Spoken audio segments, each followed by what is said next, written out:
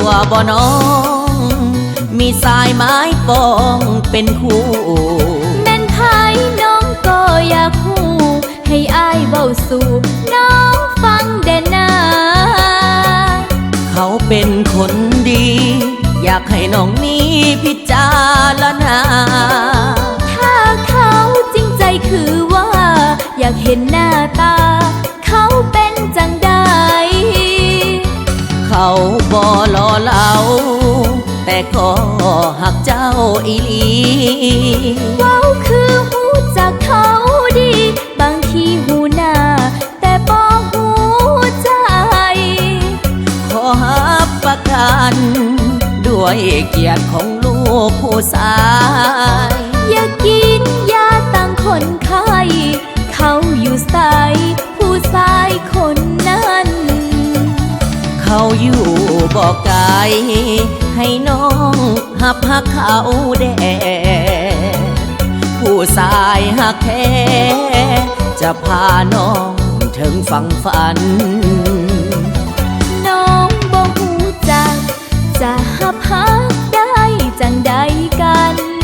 เขาอยากเป็นคู่สีวันให้มายืนยันด้วยตัวเขาเอ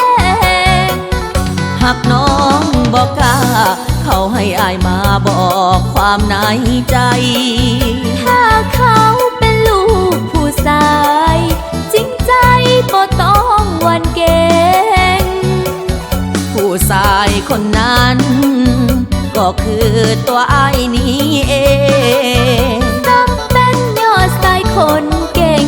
แต่น้องเก่งอายหักบ่จริงเสื้อใจได้เลยน้องหญิงจะหักจริงส่วนนิดนี้ละอัน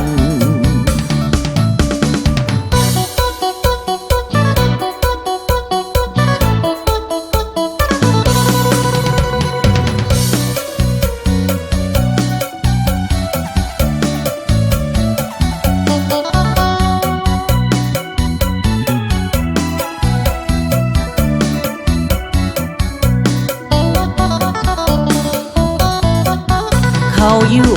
บอกไกลให้น้องหับหักเขาแด่ผู้ชายหักแท้จะพาน้องถึงฝั่งฝันน้องบ่ฮู้จักจะหับหักได้จังใดกัน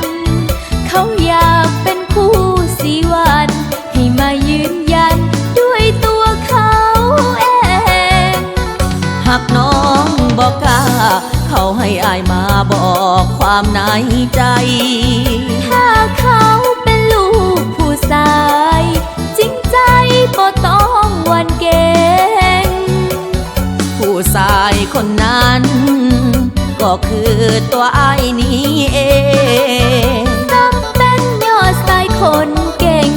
แต่น้องเก่งอายหักบ่จริงเสื้อใจได้เลยน้องหญิงจะหักจริงส่วนนิดนี้ละอัน